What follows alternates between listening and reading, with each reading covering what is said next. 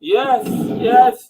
Thank you for joining us on this beautiful episode of Safety Podcast with Wadiola.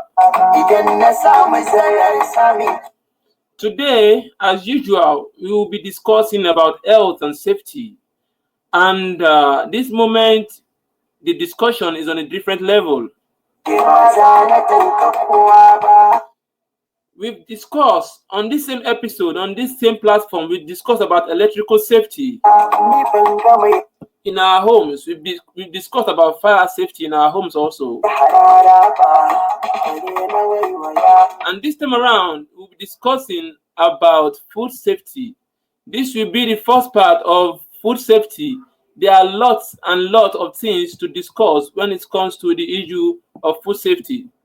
And we have in our presence, and can I call her erudite scholar in health and safety, a seasoned health and safety professional who will be discussing with us on the issue of food safety. We recognize the presence. We recognize the presence of Mr. Emmanuel Oveje. We recognize Miss or Mr. Olamide Kizito Jewel Akcha. I believe that is not in Nigeria. And we recognize the presence. Thank you for coming to this episode of Safety Podcast with Waliola. So right about now, we'll kickstart the event by having a brief introduction of our guest tonight. This evening, this wonderful evening, is Saturday evening, and it's cool. And we'll be bringing to the platform Mrs. Miriam. Please, Miss Miriam, kindly introduce yourself. Let us give you a round of applause. Let us cheer you up.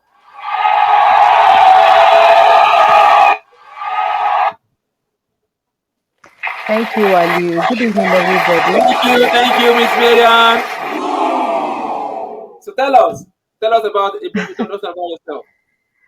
Okay, thank you, Ali. Good evening, everybody. You already introduced me. I'm a HSC enthusiast. Basically, I like to call myself that. And can you hear me? Hello. Yeah, we can hear you clearly as Okay. possible. So I'm a HSC enthusiast.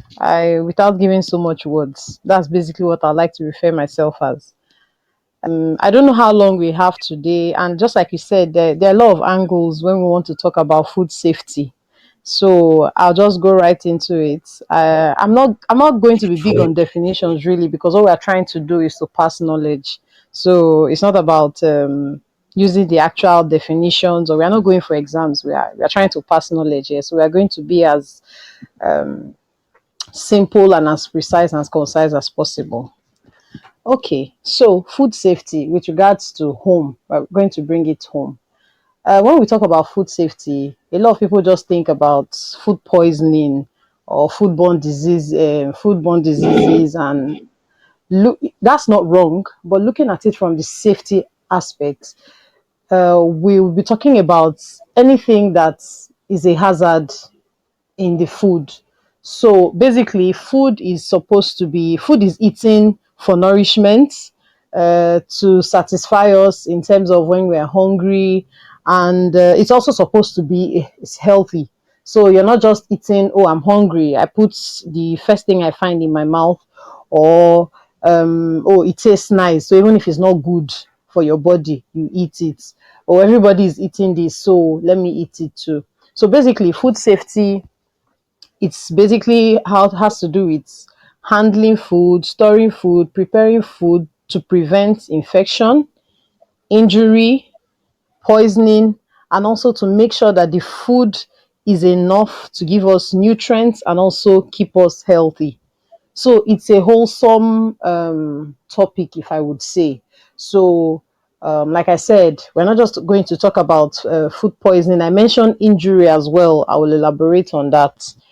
As I go on, I don't know how you intend to moderate this, Wally. If you have a question, maybe you can just pause me and ask the question. But I'll try and. Yeah, thank you, Mrs. Marian.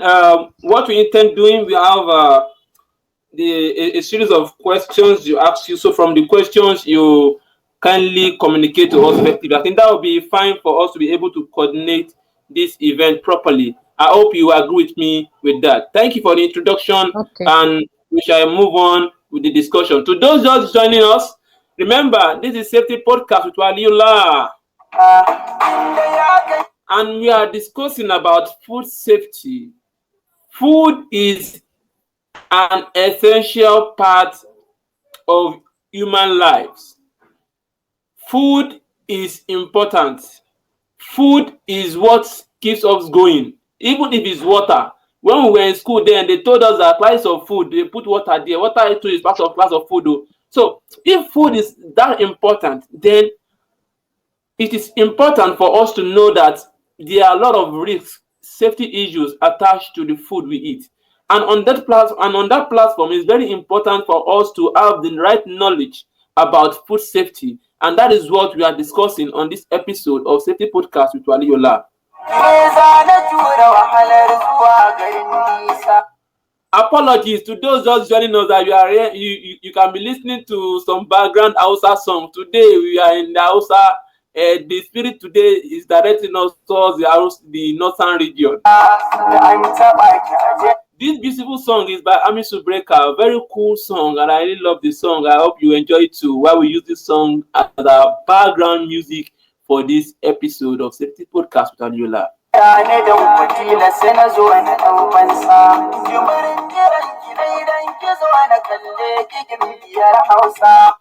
So let's go back to the topic of today.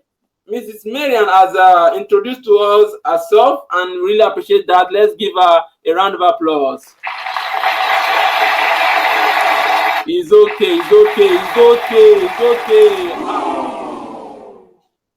These people, they won't stop clapping for you because you are too much. So now we are talking about food safety. You told us what food safety means. And sometimes we used to hear about food poisoning. You're hearing about food safety. Please, are they the same thing? Is food poisoning the same thing as food safety? Or they are two different things that we need to address differently? Over to you, Mrs. Marian, shortly. Okay. Yeah, so food safety and food poisoning, I would say that food poisoning is under food safety. So food safety encompasses a whole lot more. So food safety will have to do with the physical, the chemical, and biological, any of these agents that alters or is in the presence of food.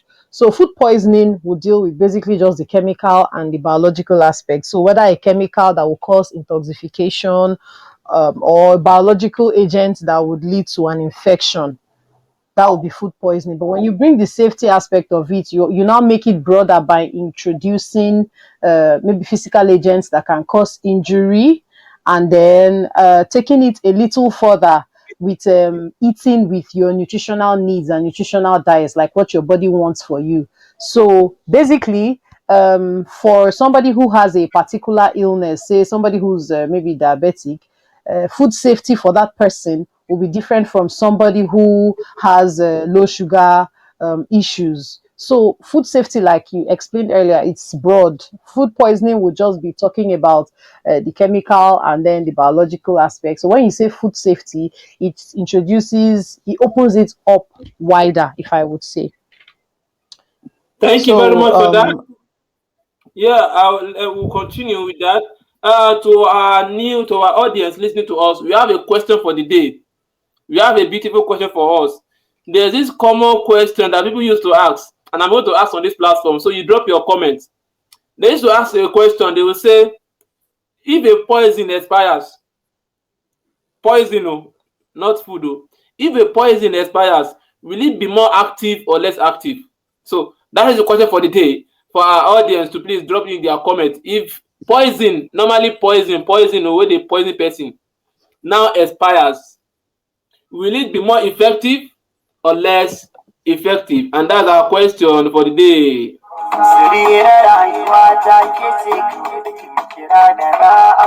While you drop your questions, let us continue with the discussion of the day with Mrs. Marian. And we are talking about, I know as a safety professional, we have some terms that we use. We have hazard, we have risk, we have safety, we have that. So now, talking about food safety, what are the hazards that are associated with food safety? What are the hazards of food safety? Okay. Over to you. Like Thank you. Like I said earlier, there are physical hazards, there are biological hazards, and there are chemical hazards. So a physical hazard will be anything that is not supposed to be in the food.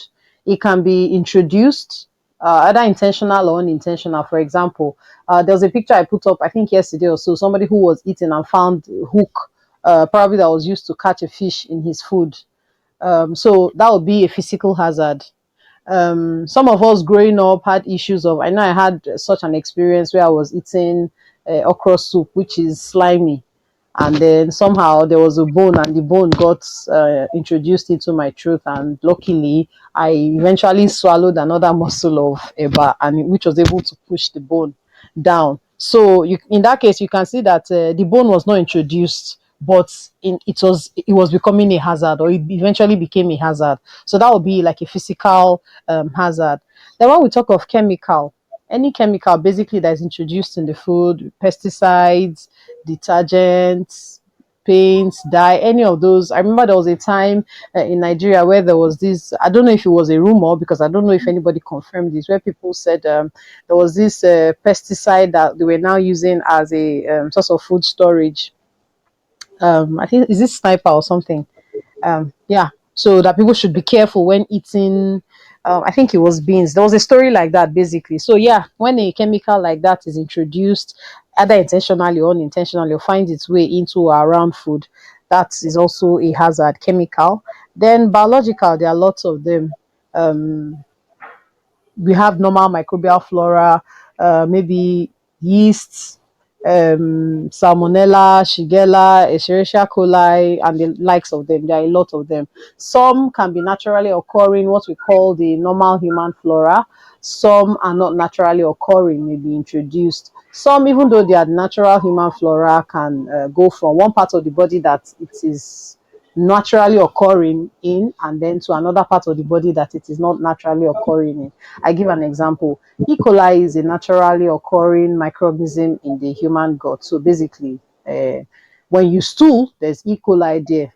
So if maybe you go and use the restroom and then you don't wash your hand properly, and somehow you introduce E. coli from your feces, which is a natural human flora in your gut, into your food, it becomes a biological hazard when you eat it. And then depending on the effective lethal dose, you can come down with a foodborne infection. Those of us who are mothers here, I'm sure we are used to hearing infection. When your child is sick, they will say, yeah, he has infection. So it's just a generic term for any of the microorganisms that would have caused food poisoning or foodborne infection. Salmonella, E. coli, there are a lot of them actually. Gastroenteritis is also part of some of those things they call infection, is caused by microorganism too. So yes, those are basically the hazards involved in food safety: physical, chemical, and then biological. Yes, thank you very Hello. much for that.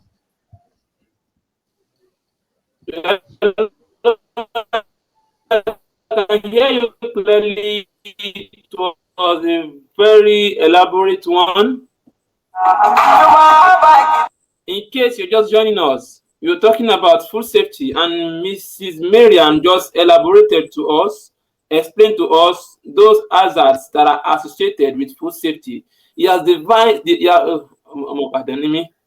He has defined. He has defined what food safety means, and he has listed to us the hazards. So it's not when you talk about food safety, it's not only about when cockroach enter your food. It's not until when wild gecko enters your food, that is when you are talking about food safety. Even while you cook, process your food, there are some elements that can be present, like the physical hazard that she mentioned, that can be present in your food, that can lead to serious complications inside of you, and you can also have that complications inside of your children. Thank you, Mrs. Miriam, for that. So we're going to the next question, which is similar to what I just said. When we talk about food contamination, how can what is food contamination in the first place? What is when you say your food is contaminated? What does it really mean to have contaminated food? Over to you. Okay, so Okay, thank you. So when you talk of food contamination, I'd like to just give a breakdown of how that can occur so it will be easier for us to understand what we're talking about. We can talk of primary food contamination. So for example, for those of us who have who rear a kind of like a mini poultry at the back of our homes. So your hen lays an egg. Primary contamination will be feces of the hen touching the egg. So that will be primary contamination. Then direct contamination will be, oh, you serve your food and then you sneeze into it or something. So aerosols or particles from your when you sneeze get into the food. Then also we talk of cross contamination. I beg your pardon. So there's something we call when we talk about food safety, but for the industrial aspect, not home. Now there's something we call hazard analysis critical control point. I'm not going into that. I'm just trying to give an example. So for cross contamination, for example, when we are talking about HACCP, hazard analysis critical control point, it's definitely just a breakdown of all the processes that the food goes through, and then at each critical control point, how to control the hazard from getting into the food. So for cross contamination, some of us might have heard for example, when you're using your chopping board, you use a separate chopping board for raw food, you use a separate chopping board for vegetables, and you use a separate chopping board for cooked food. So, say for example, raw food, meat. Meat has a tendency to be contaminated with salmonella. So, if you now use the same chopping board that you use to cut meat, and then you use it to cut your vegetables, we know that the vegetables are probably maybe you're making a salad that you're not going to cook. So the tendency of heat destroying that salmonella is not there. So you use the same chopping board and knife you use to cut your raw meat, to cut your vegetables. You have by yourself introduced salmonella into the vegetables and you're going to eat it without cooking it. You have infected yourself. That's an angle of cross contamination. Another way that can happen is when we talk about food storage, for those of us who put food in the deep freezer, we always advise to put raw food down and then cooked food above. So because the raw food too has a tendency to drip. So when you buy meat or fish and you want to put it in the deep freezer, there's a tendency for it to drip. So it should be down so that it doesn't drip on the already cooked food. So that's it about food contamination. Thank you for being.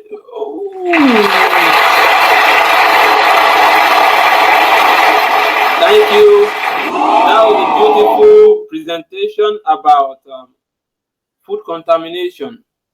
So, when we're talking about food contamination, she has mentioned the most important part of them, which is very essential. I hope we are putting down our notes and we are learning new things, because some of us don't know that you have to put some raw food below, then cook food at the top. And it's common sense to have it in the mind that raw food will always drip. Like meat now will always drip. Then cooked one will always be will always be at the should be at the top. But most of us don't, we are not conscious of it. And that's why we're having this kind of platform, so that we will bring that subconscious mind out to become conscious of those little things that are actually very important. Before we continue, Mrs. Marian, I want you to please give us an overview. When it comes to our kitchen is a very vital place where our food is being produced. What are those simple safety etiquettes that should be observed when it's now we are not talking about fire or electricity, we are talking about food safety now. What are those simple safety etiquette that should be observed in the kitchen? I know that our kitchen must be super clean, but it goes beyond super clean. Okay, that is included. It must be super clean. Now, how do we make it super clean? What are those etiquettes that should be ensured, that should be practiced in the kitchen to ensure that we have quality food being produced in that kitchen? Okay, thank you. I always say I like to give examples. So for kitchen now, we think of mode of food contamination. So basically, food contamination, because like you rightly said, comes from the kitchen. What are those things that we can do in the kitchen? Some of this contamination occurs through vectors. Vectors, we know vectors are disease-causing organisms. So your rodents, rats, flies, and all that. What introduces or what attracts these things? Waste. So you have a bin in the kitchen. The bin should be disposed regularly as often as possible. It should also come with a lid. So you don't have your bin is there, it's open, it stays there for weeks or even months. You don't dispose it regularly. It will end up introducing vectors, pests into your home, and those things are a mode of food contamination transfer in the kitchen. Then also we think about storage. So those things that we use to prepare food, how do we store them? Our knives, the food. If, for example, you have your food store in the room in your kitchen, how do you store your food? Do you store it in such a way that it also festers the reproduction of these rodents, because they are like the easiest? They go to work while you are sleeping. They help you to manage the place very well. So do you store your food in such a way that it does not encourage the growth of these things? Also, chemicals. What kind of chemicals do you have around in your kitchen? So cleanliness, you already mentioned. Waste is another very important one. Chemicals, the presence of chemicals in the kitchen. Do they absolutely need to be there? If they are there, how do you keep them? So these are some of like the basic things that we need to be looking out for. Thank you very much, Mrs. Marian, for that. We have some contributions here. Thank you, Mr. Obede. Please keep the contribution coming. We really appreciate this. He said, Mr. Obede, about our question of the day about food poisoning, and he made his contribution. He said, when poison expires, it affects the reaction time. Yeah, those are the science students. The chemical. When poison expires, it affects the reaction time, thereby making the user consume more or taking longer time to react. Definitely, it's telling us that when a poison expires, then it is less active. But we used to know that things that expire are poisonous. Now, a poison is expiring and it's becoming less poisonous. Oh boy, this life is tired. Please, can you give me a round of applause? I dey try. Thank you. I'm blushing. So next, he said, also meat and fish are not to be stored together. Thank you for that contribution. Also, he also mentioned here, he also said that cross-contamination also has to do with chemicals. Okay, that is in addition, in affirmation to what Mrs. Marian said, and ensure that food is not stored with chemicals, even in the raw state. Thank you very much for that, Mr. Emmanuel. Yes, and the next question will still be going to Ms. Marian. For those that want to contribute, I want to call in, you can start calling in now so that we will respond to your questions. Just click on call. I think there is a point where you click on call or something for you to join in the audio session. Everybody can call in so that we can hear your views and contribute to this wonderful section. Before we go to the next question, which is the mode of food contamination, we would also like to mention to us some other things so as to buttress Mrs. Marian's point about spoiled food. Spoiled food are also part of those things that needs to be catered for. When we have a food that start bringing out all these microorganisms, I don't know the names they call them, but I used to see one on top of it like that. All those symptoms, smell. From the smell, you will know that yes, this food is bad. From the taste, you know that this food is bad. But you shouldn't wait till you get to level of you tasting the food before you know that the food is bad. Don't get me wrong. And from the color, a change in color, a change in taste, a change in smell will tell us that yes, this food is bad, and those food are supposed to be disposed properly outside the kitchen, unless they will introduce other microorganisms that would keep on bringing unwanted bacteria into the kitchen. So we should always keep our spoiled food properly away from the kitchen and avoid our food getting spoiled at regular intervals. Also, like our speaker rightly said, rodents, insects, wall gecko, we need to keep them off from our homes. Definitely, we need to find a way to, will I say, fumigation? Because when you're even fumigating, we are even introducing another hazard. Because when you are fumigating your kitchen, definitely there are food stuff inside the kitchen. Definitely, you need to properly cover them so that there won't be contamination from the fumigation you are introducing into your kitchen. So for that, it is better to use physical means to get these things out. In safety, there are hierarchies of safety controls. The first one is to make sure that they don't come to your home at all. Prevent them from coming to your home. Your nets, your doors must be properly shut at all times to avoid them coming in. When they come in, you should try to find physical ways to get rid of them out of your homes.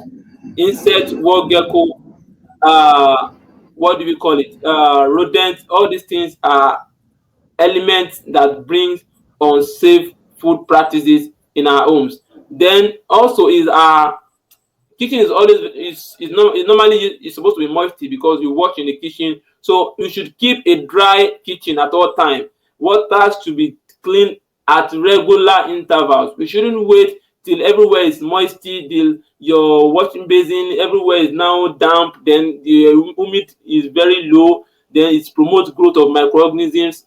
So all these things need to be taken care of. Our refrigerator need to be clean at all time. After you take out your raw food out of the refrigerator, clean them properly. If it's possible, even it's possible for you to just open the fridge, switch it off for the smell to go away, because all this bad pungent smell too isn't good for the health of human. So all these things are ways to make sure that we have a proper and healthy kitchen. Food preservative, you should learn to preserve our food regularly and with the right procedure. I understand that there's this thing I used to observe. I don't know if I'm correct, Mrs. Marian. I don't know if I'm correct. I don't think, is it all the food that needs to be preserved, that needs to be put inside the refrigerator? Because I used to observe that some food, if you put them inside the refrigerator, they will get spoiled earlier. But people used to put them in the refrigerator. Are you there, Mrs. Marian? Yes, I'm You here. can I'm here. from the audience, you can contribute to this. For example, bread. Some people put bread inside the refrigerator, and I used to observe that whenever I put bread inside the refrigerator, it used to get spoiled faster. Same thing happens to plantain, banana. Anytime I put banana inside the fridge, I used to observe that they used to get spoiled earlier. Is there a science to this, or is just mere fiction? Okay, you talked about bread. The truth of the matter is that sometimes with this, permit me to use the word processed food, we're actually supposed to go with the manufacturer's guidelines. You understand? Like, Yes, for example, there are some foods that should be in the fridge, as in like normal fridge. Then there are some foods that should be in the freezer. But the reason why most times we just go for freezer in Nigeria is because lights no day. So in order, because we don't want that temperature drop. You know that like normally deep freezers are usually the cold, even if there is no light for a few minutes, the temperature drop will not be as drastic as the normal refrigerator. So most times that's why we do that. You understand? And then, yes, like, yeah, somebody also said shelf life. What is the shelf life? That's why I said bread. Like you said, I noticed that when I buy bread, I've noticed like with two different bread brands, if I would say, one gets spoiled faster than the other, even without fridge. So for that one, that the shelf life, I believe the shelf life is shorter from the manufacturing or from the production line. Even if I put it in fridge, it will still spoil. And sorry, I want to deviate a little because you talked about taste of food. Now, when microorganisms act on food, there okay, like basically there are, let me just say, three types of microorganisms. We have the good, the bad, the dangerous. They're actually good microorganisms because some of them, like when it comes to fermentation, yeast, what we call yeast is a microorganism, Saccharomyces cerevisiae. That's what it is.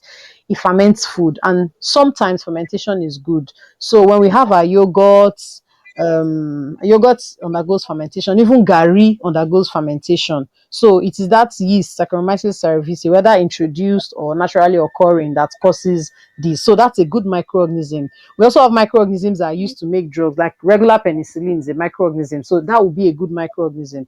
Then when we talk of bad microorganisms, they are the ones that you talked of mold on EBA. They don't mold. necessarily make you sick. So you see it on EBA, you see it on bread too. Sometimes they'll just say, remove that place that the mold has grown and eat the eba. They don't necessarily make you sick. But sometimes, depending on how long it has stayed, the mold can produce toxins, which will not be good for you. Then we have the dangerous microorganisms. The reason why I'm trying to stress this is because you talked of taste and smell. This micro, Yes, like I mentioned, E. coli, it will be in the food. It doesn't change the taste. It doesn't change the smell. The food looks okay, fantastic. In fact, it might be the most delicious meal you have ever eaten in your life, but it is contaminated with microorganisms that has acted on the food. But it didn't change the taste, it didn't change the smell, and you eat it and then you fall ill. So, going by taste or smell or appearance may not always be the trick to knowing if the food is contaminated. Sorry, I just wanted to get that out while All talking right. about different foods. Yes, thank you for that clarification. Moving on to the next discussion, she has clarified to us about the issue of taste, smell, color.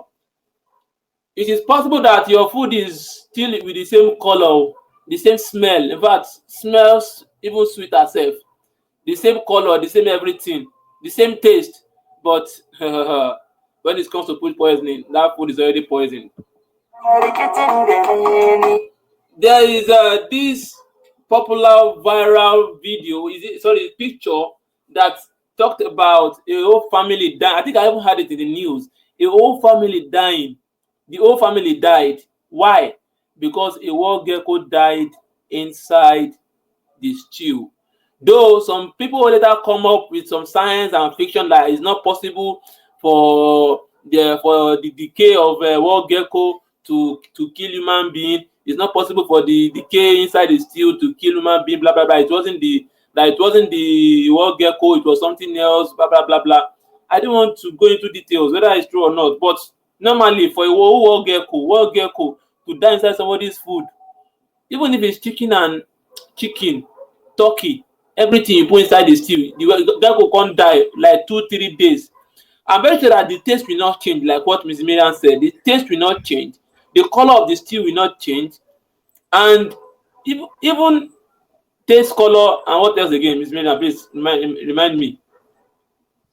The taste will not change, the Are color you will there? not change, the smell doesn't change. I am here. Yeah, even the smell will not change because the Taste, stew will color, still be stew, smell. it will be smelling well. But where gecko is already dead and it's inside the food. So definitely, she's definitely correct. That's how I say we have a prominent a seasoned safety professional here. At the same time, definitely we need to take care of all these things that can affect the quality or the safety of our food. So now going to the next question. Before we go to the next question also, I also want to buttress on where we buy our food. And that one is also very important because when it comes to food safety, it doesn't only stop, like what Marianne said, it doesn't only stop in the kitchen or when we want to eat. Even when we source for our food, where we buy our raw food, where we buy our egusi, where we buy our tomato, where we buy our pepper, everywhere we buy them is also very important, especially for we bachelors like this that we still buy good food outside. Sometimes when I want to buy food, I will just peep through where they used to cook the food. If I'm not comfortable with that place, I move away. So knowing where we eat our food or where we buy our raw food or raw food here is also very important. Even though when we buy them, we'll still try as much as possible to wash them properly.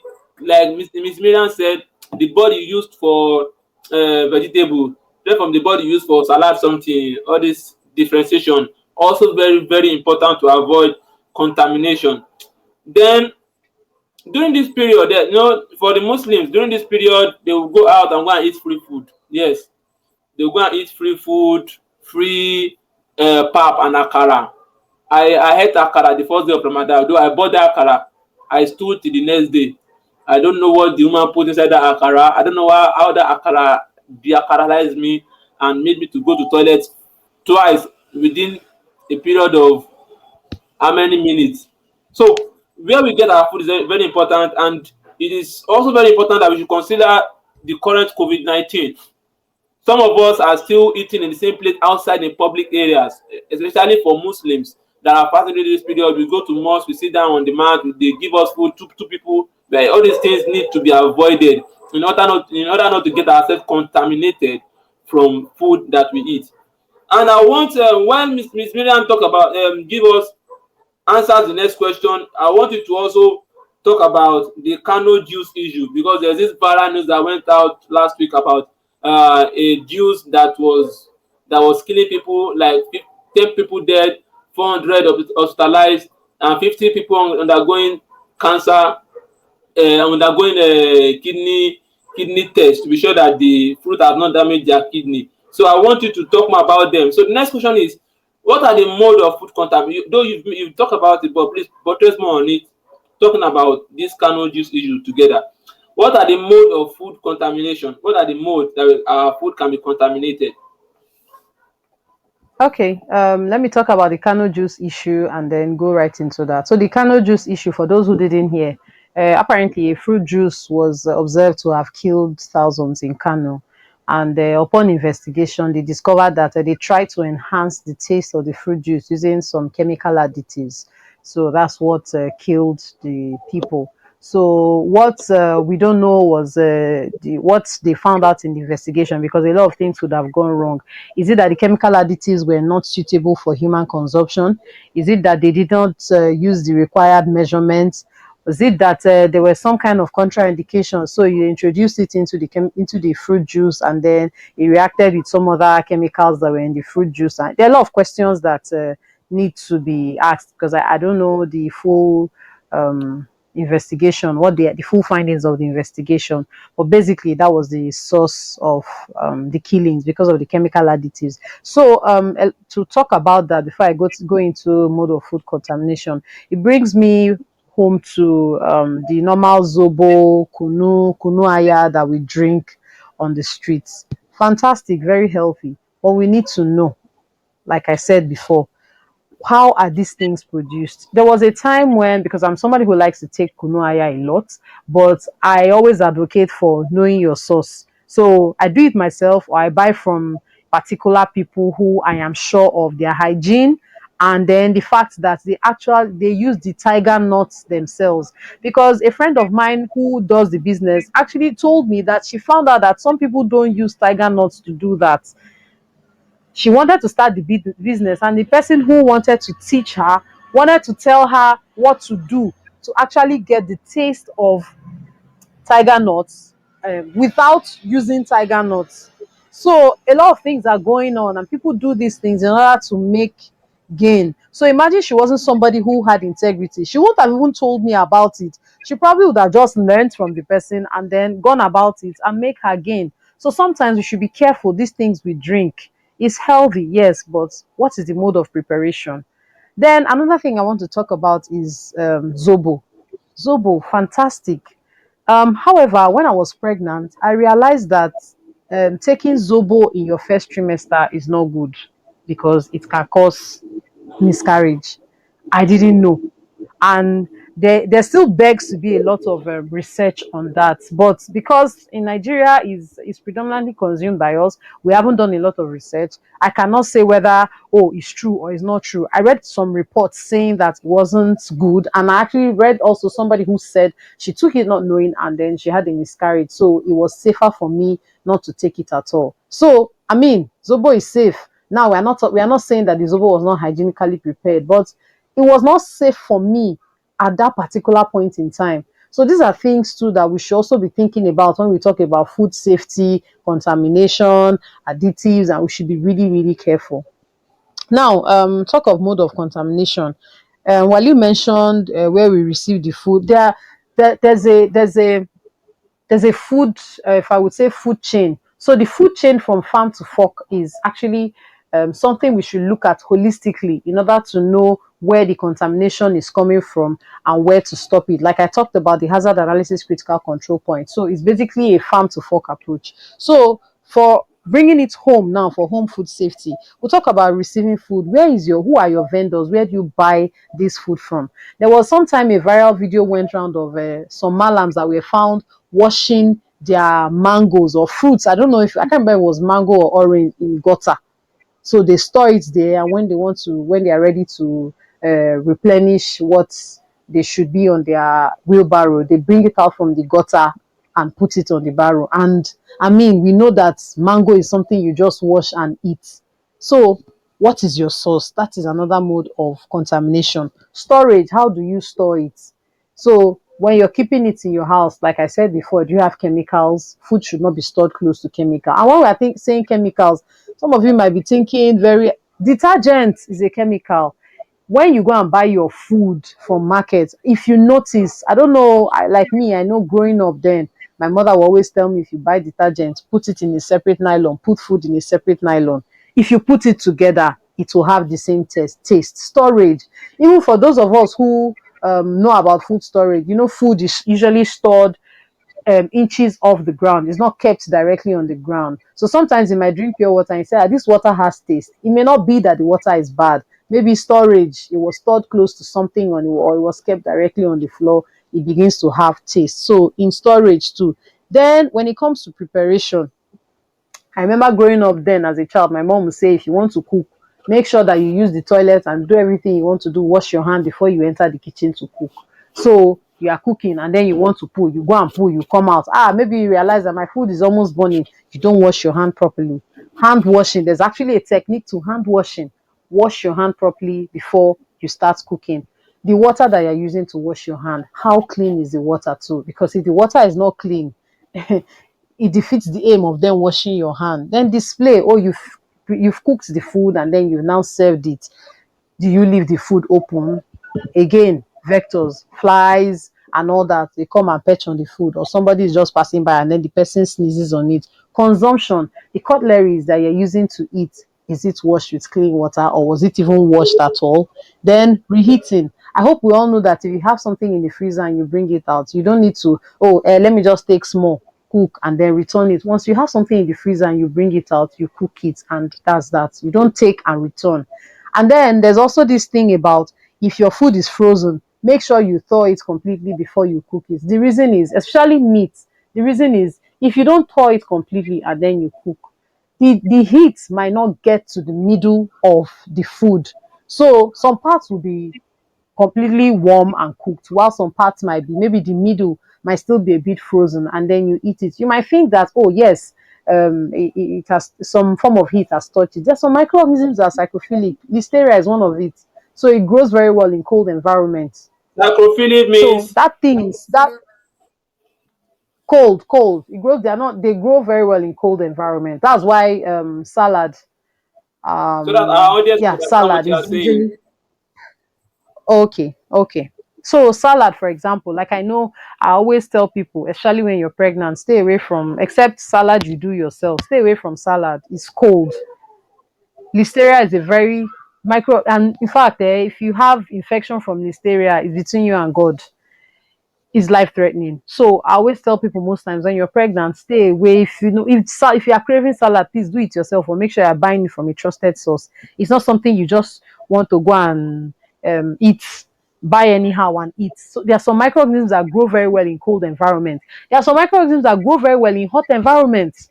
So just as human beings, some people like cold place, some people like hot place. There's a mix. So we need to be very, very careful about that. So when we're talking of mode of contamination, like I said, it's a holistic farm to fork approach. There are so many angles to it. It's not just, you only have control of it when it gets to your house. Before it gets to your house, you don't know what people are doing. So we need to be careful. Yes. We need to be careful. Thank you for that. A round of applause for Ms. Miriam. So from there, we are going to read them some contributions.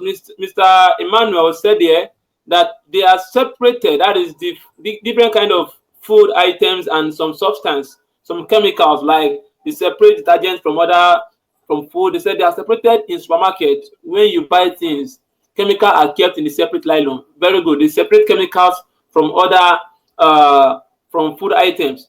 Throwing very important. But also grammar we see for this thing. Now, so in the talk, say so grammar too much for this year, for this place.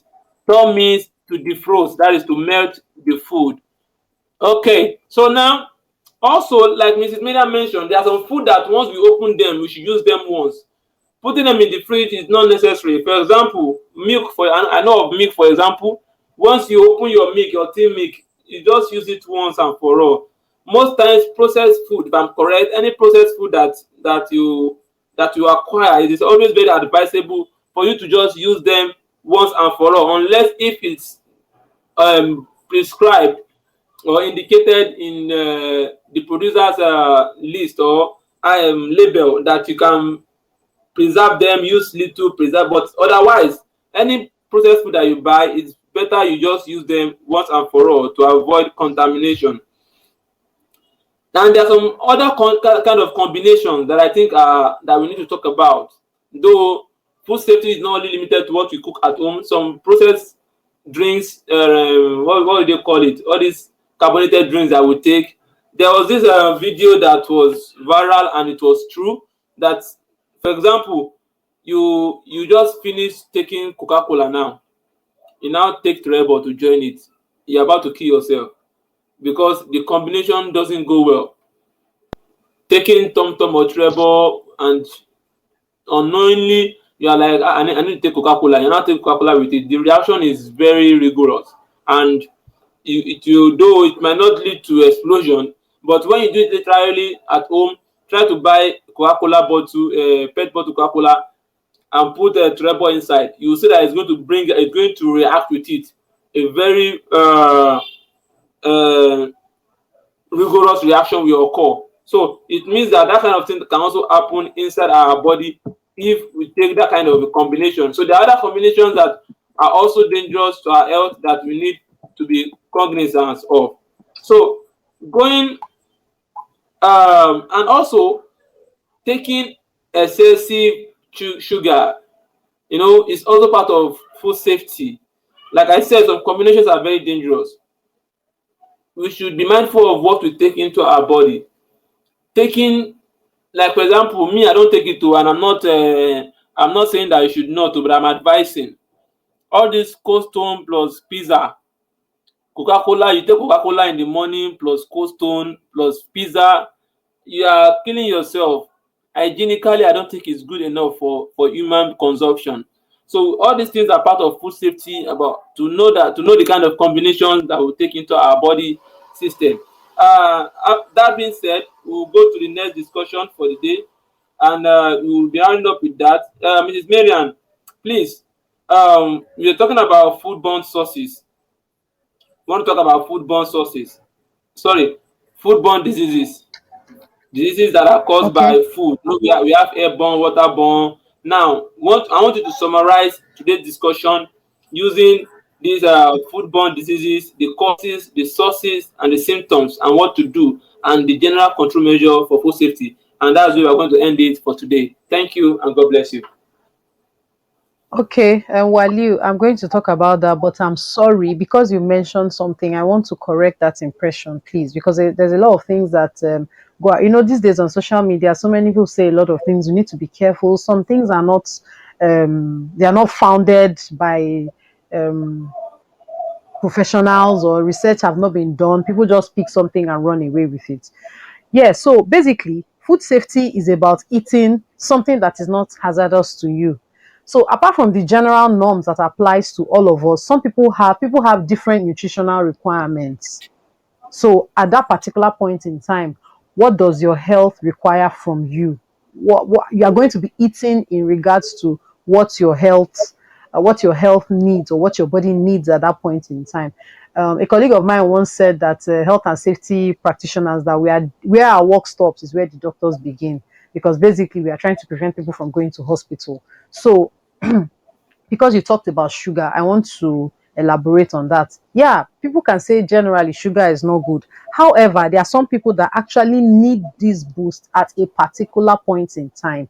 I remember also use myself as an example. When I was pregnant recently, I was always having fainting spells. I mean, I had it when I was pregnant for my first child. I didn't connect the dots. When I had it for my second child, and I realized that when I went for my fasting blood sugar, I realized that my sugar level was low. So at that point, dealing with pregnancy, I was battling with sugar level, and I needed that boost. I needed that, sugar, like in pumps at that particular point in time. So yes, when people say sugar is not good, at that point in time, I needed sugar, and it helped me. Coca-Cola helped me. So I just take it, Yeah, and then I get that Ms. sugar that I Marian, need at that talking point in about time. that, Then, yeah, I quite agree with you. okay. I quite agree with you. But that is still questionable, because what I'm emphasizing on. I'm hypoglycemic. Yes, that is. I do have low Mm, sugar, and I need sugary stuff uh to maintain a good sugar level. And at the same time, even Mm. the doctors will advise you not to take the carbonated drinks to use as sugar. They will tell you to take things like sugar cane, to take things like honey to boost your sugar level. Now, what Yeah, I'm actually I don't discussing mean, I about, don't, that's why I said, I'm sorry, that's why I said at that point in time, like instantaneously, not like, sure, oh, sure, this sure. is my meal But for generally, the entire yeah, year. generally, there's a general understanding. What I should have avoided is using a company's name. But what when we're talking about safety, like the little knowledge I have about health and safety, I'm talking about health of human being. Mm. In this era, if you look at the graph of number of diabetic patients that we have in the past decade, you can see that it's increasing. Why? Because we have people taking excess sugars, the A consumption lot of of, sugar. yes, yes, everything we eat There actually are is a lot of sugar, research, a lot of things. there are a lot of research that has been done about sugar, about the number of cubes that is present Mm. in sugar, 50 cl, 60 cl, and how people take 3, 4, 5 per day because they want to feel that they are taking carbonated drinks. The number of sugar that is present in beer, Mm. there are research that has been done about all this content, and it has Absolutely, been I proven agree. that all these things are having health issues to human consumption, and it's part of, since it's food, And then, it's part of what we discuss and analyze. But when it is needed, like you needed it at that time, it is good for you to take them. But on a general note, all those things mm. also have effect to us, to our I safety. absolutely So agree. That's why I said yes, instantaneously at that point in time. yes, Another thing I want to talk about. There's also this present trend of people saying MSGs, monosodium glucose, present in bouillon cubes, seasoning cubes. People say it is not good and all that. I'm not here to say it is good or not, but what I've come to realize is that in their bid to abstain from that, they tend to introduce a lot more of, in quotes, natural spices in the food. Now these spices are natural in quotes, but we don't also know, a lot of research has not been put into place by us to know what should be the daily consumption of these natural spices, because these chemicals too that we talk about, chemicals are also naturally occurring, they don't fall from heaven. The chemicals are gotten from natural sources, either naturally occurring or a mixture of two or more naturally occurring things to form the chemicals that we have in quotes. So we need to be careful. Some of these things that, like I also gave an example of zobo, hibiscus leaves. Who would have thought that zobo, hibiscus leaf, is not good for a pregnant woman in her first trimester? Even ginger, too much of ginger is yes, not good. very true. Ginger is naturally occurring, then even pineapple. So yeah, basically I just wanted to get that out. So we need to be careful when we're trying to push. I'm not, this is not directed at what you said about Coca-Cola. I'm just saying, that's why I talked about I get you. I get you. monosodium glucose, I get and yeah, so I just wanted to get that out of the question. So you talked about foodborne diseases. How are these microorganisms introduced into the body? While I was talking about it, I mentioned physics. So fecal matter is the most, the most prevalent, because most of the microorganisms that cause this are gotten from us, actually, from our body, or from pets rather, that we have around the house, from soil or from water. So from normal human being feces, from our pets, those of us that have pets at home, or even those of us that rear poultry for human or for home consumption, not for commercial purposes. Soil too, sand around us, you don't wash your hands, they get into your fingernails, they get into your skin, or they get into your clothes. That's why most of us who people who do food in commercial purposes, you realize that they tend to dress in white, because white gets to, I mean, you get to see if the dress is dirty or not. They always cover their beards. For the men, they wear a hairnet to cover their hair. They usually don't wear jewelry. So because these are ways through which microorganisms can be introduced into the food. They don't wear earring, no wristwatch, no ring. So basically everything is, and then there's also something they call food handlers test. Of course, at home we don't do that, but people who cook for commercial purposes, there's something they call food handlers test. I don't know if um anybody or people listening here have heard of it, because some people are actually carriers of this microorganism salmonella. So if you're a carrier, you might not be displaying symptoms, just like we talked about this. You mentioned COVID-19. Some people have COVID-19 and they are symptomatic, they are not showing symptoms, and then they go about passing the disease, the virus, to other people. So this salmonella too, some people are carriers, they are not showing symptoms, and then they go about their handling food, they infect the food and people eat it. So in cases where we've had, just like in the case in Kano, where maybe there was a party and then mass death is recorded. This something like this actually happened a long time ago. That was why food handlers test actually became a general practice.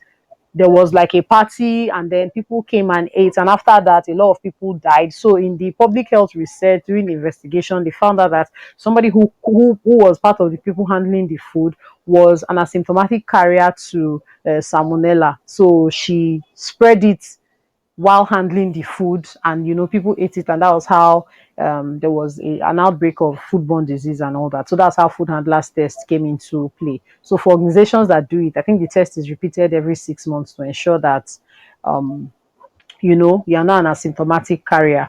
Apart from that, if you are displaying certain symptoms, as in symptoms of foodborne diseases, you are generally not accepted, or are generally not required to handle food. So if you are vomiting, you have diarrhea, you have a fever, stomach ache, those are symptoms that come with foodborne diseases. So if you are exhibiting any of those symptoms, generally in big food processing or production plants or homes, you're not supposed to handle food. Then when you're better, you start handling. And so yeah, generally carry out a food handler's test, because these are ways through which foodborne diseases can be passed, or foodborne infection can be passed. I think I've answered your question correctly. I hope I didn't forget anything. Yes, and yeah, you've done that. And the last question is give us general control measures to avoid food poisoning and to ensure food safety. That is what we are going to end it with for today. Okay, so control measures: wash your hands between steps. So whatever you're doing, anything you're doing, wash your hands. You handle meats. After handling the meats, wash your hands before maybe you move on to cutting the vegetables. Clean surfaces. So you finish basically what we call good housekeeping. So good housekeeping should also be practiced in the kitchen. When you finish a step, you clean. As you cook, you clean. You have dirty dishes, you wash off. Use separate chopping boards. I already talked about that. If you're chopping anything, use separate chopping boards for raw meat and vegetables. You cook food to the required temperature. Um, there's something I don't know. In Nigeria, we eat hard boiled eggs, but the people in the Western culture, there's something they call hard. When they say hard boiled egg, is egg that we normal Nigerians cook as boiled egg. So sometimes they cook egg and then the yolk um is not formed. So that has a tendency of transferring what do they call it, foodborne disease, either salmonella or E. coli. When you eat it, you can have any infections as a result of those microorganisms. There are a lot of practices that, like sushi, is not cooked. Yeah, it's a standard meal, but some of those things expose people to foodborne diseases. Like, how did we start talking about bird flu? When egg is not properly cooked and you eat it, you're likely to have bird flu. So cook food to the required standard temperature. So if the food is supposed to be hot, keep it hot. If the food is supposed to be cold, keep it cold. And then eat food. If you're not eating food immediately, store it. Good storage practices. So don't just leave food exposed and then come out from wherever you are later and then eat it. So I think that's about that. There are some questions here, basically. Yeah, I said a question, ma. What is the effect of consuming expired items? This guy wants faint. This guy wants Okay. to commit suicide. We need to address it. We need to keep an eye on this guy. So when we talk about good manufacturing practices, there are codes when they talk about expired products and best before. There are usually these debates people have. Best before meaning you can still eat it 6 months after, means it's best before. Like gala, for example, they usually write a best before, I think, of a week, if I'm not mistaken. But most times people still eat gala that has been is after the best before date. So it doesn't necessarily mean it is bad. It might not just be as fresh as it would have been if you had eaten it within the best before date.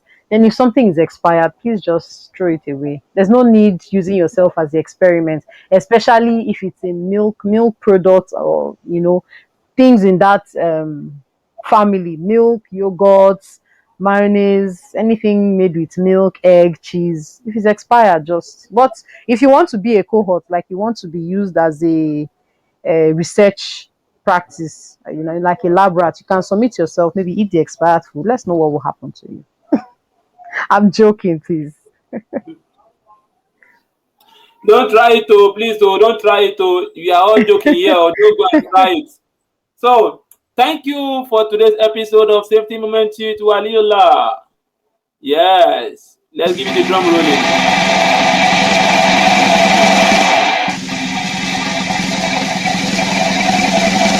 So, we are at the end of today's discussion, and this will be the end of today's episode of Safety Podcast with Waliola. So sad that we need to go off the line now so as to give others the opportunity to spend the rest of the weekend. Enjoy the rest of the weekend, and don't forget that this is Safety Podcast with Waliola.